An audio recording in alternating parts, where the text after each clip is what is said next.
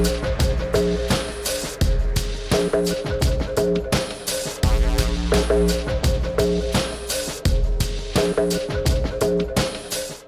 Darren. I'm Marky. Kosheen. You're in the studio with us. We're in Ledge Studio 1. We have 2 studios now. This is like our main one. It's where we recorded all the albums here. Yeah.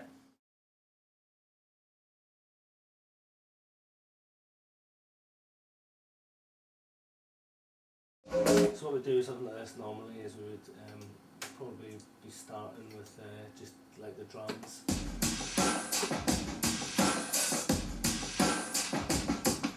Is that a couple of breaks layered there, or? Yeah, there's like a few different breaks layered here. So Go through each.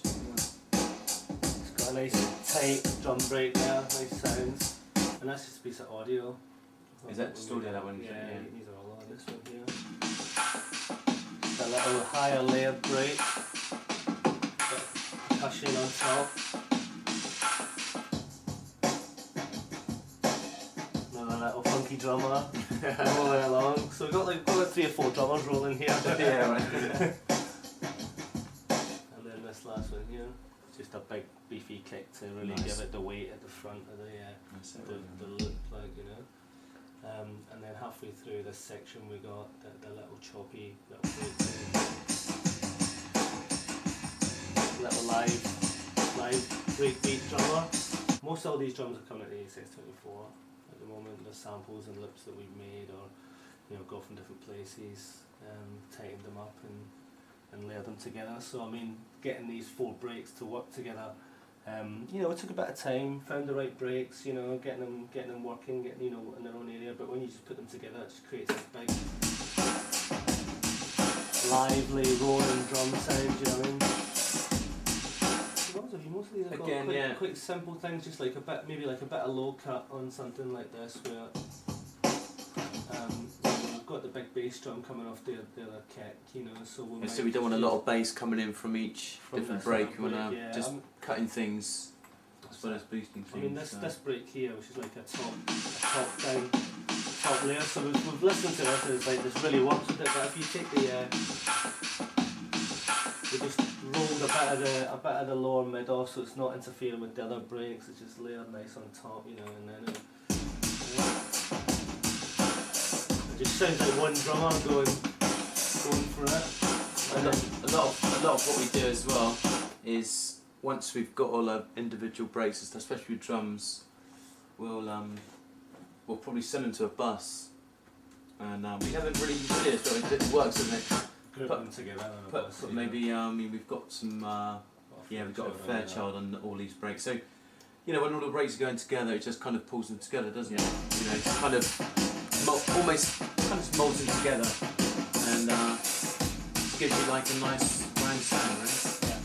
What we only really got on here is that we've got the Fairchild to compress it, and then we've got the EQ curve, which especially when you've got these drums working together, it's like we can really, when you've got a layer of drums and then you're EQing them together, so you're kind of blending the sounds, the frequencies together, you're poking them together or whatever, so you've got a bit of a hefty curve on that, but I didn't realise what a hefty curve was. It's quite a hefty.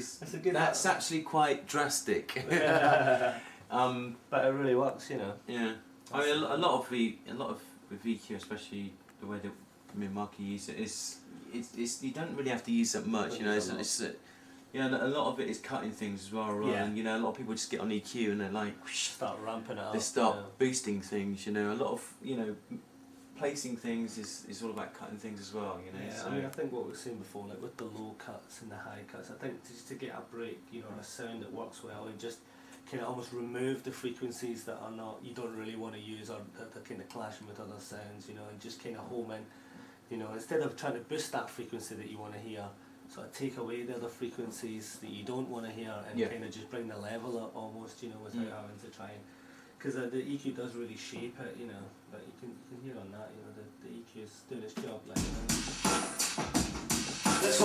This whole groove now, we've got a strong rolling break, and the whole groove is made up simply of 2 sounds, 2 little sounds coming in.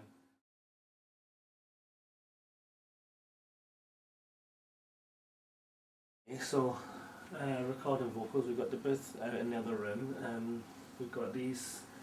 We've got these couple of units, which obviously do cost a bit of money, but just really for vocals do everything. There's the Focusrite producer pack. It's got the mic, the mic in, mic pre. It's got like the full band frequencies, your high and low filters, your mid-range parametrics, and your shelving EQs. It's got a compressor, an expander, limiter.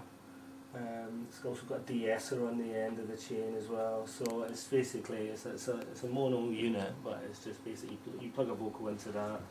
So what we do a lot is record the vocals in. When we do it, we'll maybe take the EQ off and just kind of have it on a simple compression set and just record it in. Once the vocals are on screen, we'll tend to we can route it with the vocals, so you can see how nice fat sound we got on those vocals now.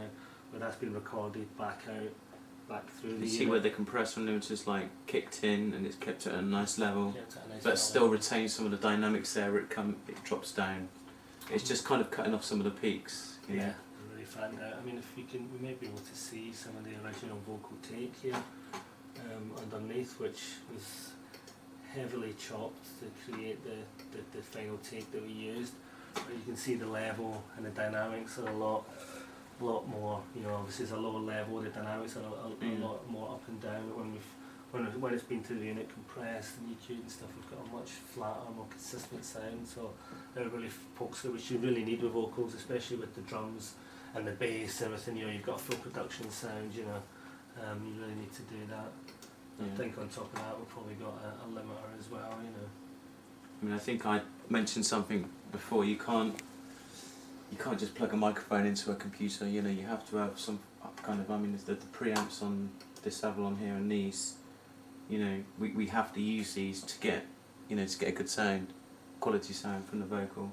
But once it's gone through these, it's recorded straight into the computer, isn't it? And then manipulated, like you can see there, inside Logic. And I thought we found that. I think when we first started doing it, we done it the once, and it was like, and then I think we by accident we kind of looked it through again, and then it came out even better. And we're like, okay, you put it through a couple of times, you really start to get that level where it's really limited and you get a full volume on it. And then again, once we got the vocals there again, I think this is this our vocal bus here? I think it's the last one would be the vocal bus. Yeah. And that would just be the last group where we just run it all together. We just put all the vocals together, then put them to the same bus. So like in the chorus, there's quite a few vocals coming in the chorus, so we might have I think we've got a limiter on the vocal bus there. So I mean, we've got a little touch of EQ and high. We found around the high, between 5 and 10k. Especially because we've already done the most of the EQing with the unit, which is it's a great like tube EQ here, so we're getting a great sound. But we tend to, when it's in there, we find that a little peak around these kind of frequencies tend to really bring a vocal out in the mix. And the Logic plugins that we're using now are fantastic. They're great. They're very simple. The compressors as well, we use quite a lot. The side chaining with the compression with Logic. As well as these obviously more expensive EQs, you can at the end stage still get a good sound with just boosting say 10k with a Logic EQ works fine. Yeah, definitely. What we tend to do here in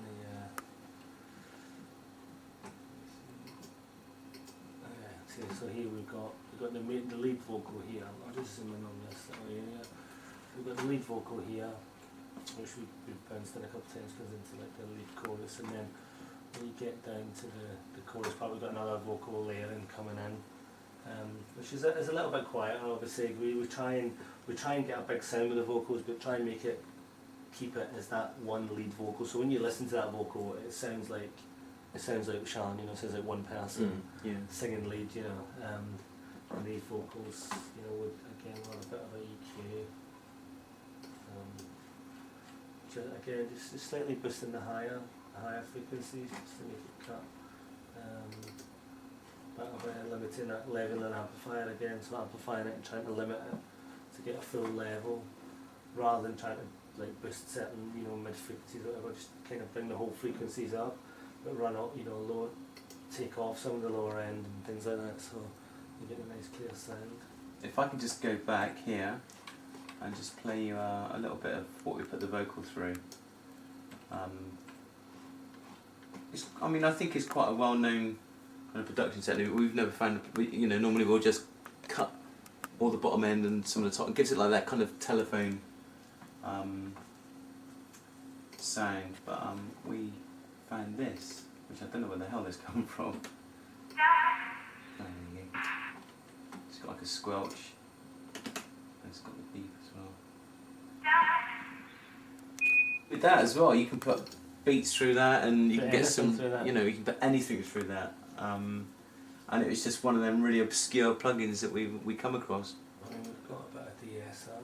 You find with a lot of, you know, like sibilants, things like that, yeah, it really pokes through. Those frequencies really kind of poke out in the mix and stuff, and you can really interfere and give a. I think it used to be a lot worse with mastering vinyl back in the day. There was a frequency that could really, you know, mess up the needle, and you know, records really kind of crunch and you know, and you got like a problem with the DS, and but it does work, you know, still for CD and stuff as well. And I think when you get, I think it's something to do with the mastering process. If you're poking out too much with the SEs, you can kind of, it stops the whole track. You know, the whole track level has to be a bit lower or something. If you can kind of roll adjust that it off. for it's just stopping the peak in that peak in that frequency. in that frequency, yeah.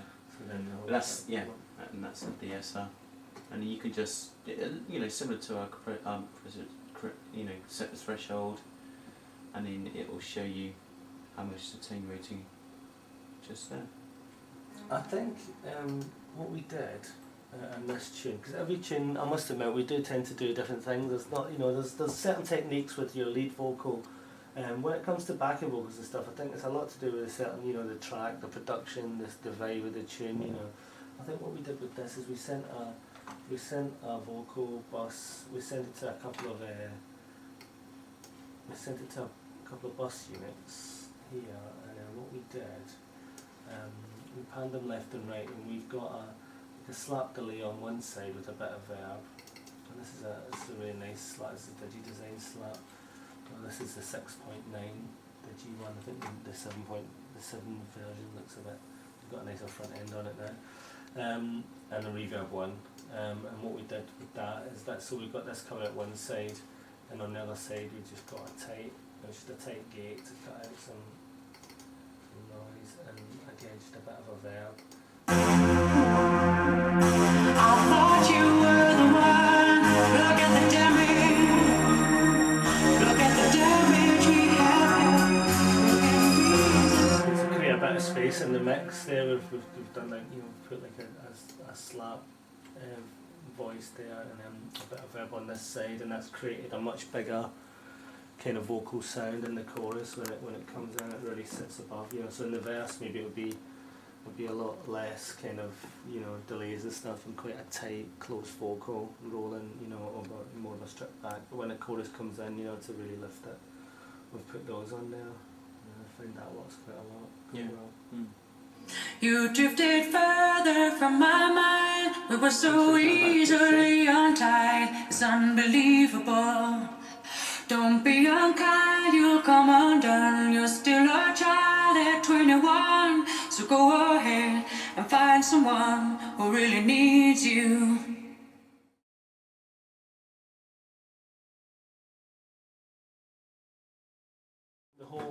The whole bus mix, what we did with that is when we layered that synth sound with a couple of synths in, we got it, the whole thing again going through a bus group. You know, the synths.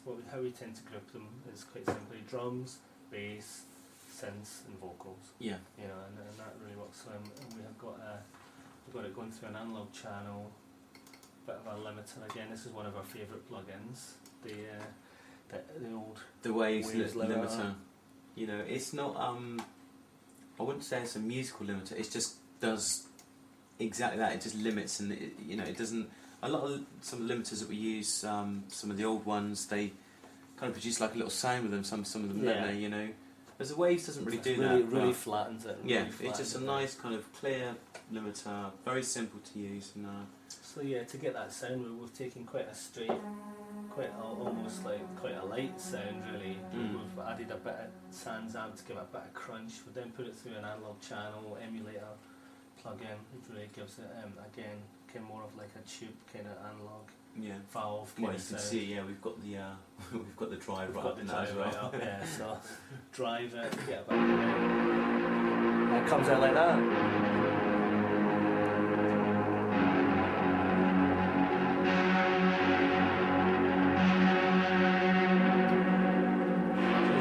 There's a lot of layers there, you know, there's about 4 or 5 different sounds. You've got that kind of lead sound, like a low sub kind of bass sound, but when you sort of harmonise it in key and you've got a good sound that complement it, can really create a massive sound.